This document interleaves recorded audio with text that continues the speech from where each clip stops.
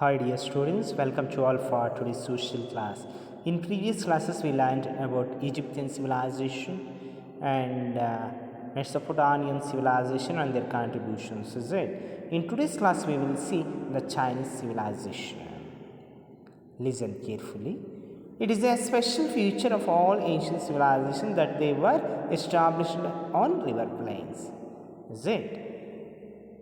The Chinese civilization was no exception to this, but the river which led to the establishment of the Chinese civilization was known as China's Sorrow.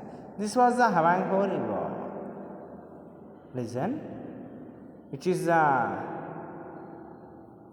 Chinese civilization. The Chinese civilization was established in river plains, is it? You know that the Huanghe River is called as China's Sorrow. Listen. This was the Huanghe River. After the floods, this river changed its course in an unpredictable manner and inundated houses and agricultural lands. It would render all the canals useless. This was the reason the people of that area referred to it as a symbol of sorrow. Listen, dear students, why the Chinese people is called as the Huanghe River is called as a symbol of sorrow of China? Because after the floods, the Huanghe River changed its course in an unpredictable manner. Got it? And inundated means damaged houses and agricultural lands. Got it? And it would render all the canals useless. After the floods, due to floods of Huanghe River, the canals became useless. This was the reason the Chinese people is referred to as symbol of sorrow. Got it? According to archaeological evidences, the first ruling family of the Chinese civilization was the Shang Dynasty. Got it? Which is the first ruling family of China? Shang Dynasties and first ruling family of China. Got it? It ruled in the period between the 18th century BC and 12th century BC. Under this rule of this dynasty, the people had developed a wonderful culture by the 14th century. Got it? The Shang dynasty was overpowered by the neighboring Zhou dynasty. Got it? The Shang dynasty was overpowered by the neighboring dynasty, Chu dynasty. Got it? The neighboring Zhou dynasty. The Chu dynasty continued the good traditions of the Shang culture and ruled till 250 BC. Got it? The Chu dynasty continued the good traditions of Shang dynasty. Got it? In the Zhou dynasty, there was a section of officials below the kings. In Zhou dynasty, there was a sections, means grades or stages. Got it? Under the king. The king allotted portions of land to the officials. In return for that, the officials supported the king during battles. In the social stratification, the communities in the next level were the merchants and craftsmen. Apart from them, we can find a great majority of peasants as well as in the lowest strata of social hierarchy was the slaves, which was the lowest level in Zhou dynasty.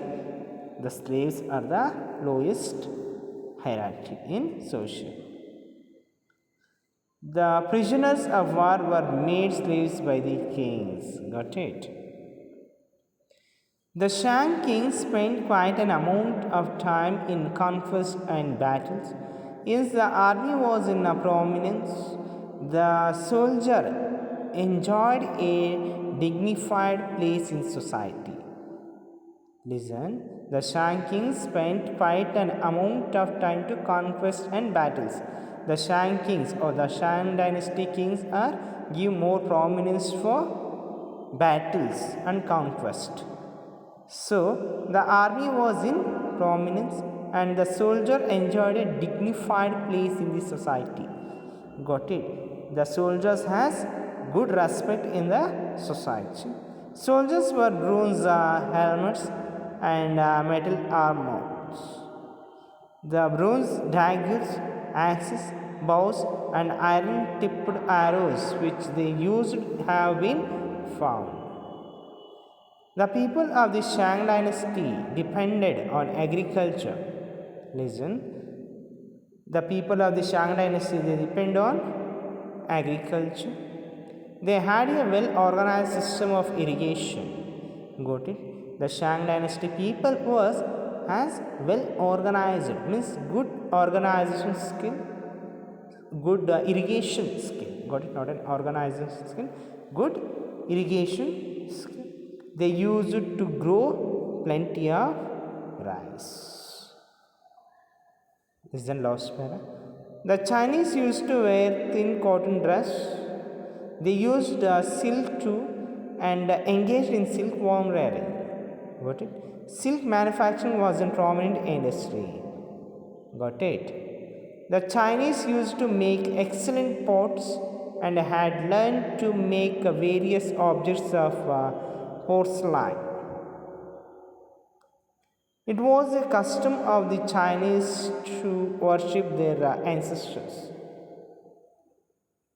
They believed that a dead man became a spirit and that the spirit had special powers. Listen, dear students, the Chinese people believed the dead man became a spirit and that the spirit had special power. Got it? The dead body was buried along with various wooden articles, pots, bronze vessels, and other objects. Got it, dear students? The dead body was buried along with the various wooden articles, pots, bronze vessels, and other objects. The tombs of kings used to be quite large. Got it? The tombs of the king was very large. The Chinese tradition of writing began with pictures and got transformed into an ideographic script. Listen, dear students, the Chinese tradition of writing began with the pictures. Got it? And got transferred into an ideographic script. Writers used to write on silk and bamboo slates. The writers used to write silk and bamboo slips. Got it? Porcelain and the Great Wall are the exceptional contributions of this culture. Listen, which is a major contribution? Porcelain and Great Wall is the contribution of this culture. Got it? Listen to this class, dear students. Now homework is you need to answer third mind. There are 3 questions. Question number 1, how are mummies preserved? Question number 2, write a paragraph on the pyramids. Third question, how was Ahango River China's shadow? This is the homework for you. Got it? These 3 questions is on homework for you. You need to write neatly in homework book. Got it? And send in group. Thank you, dear students. Have a nice day. Thank you, one and all.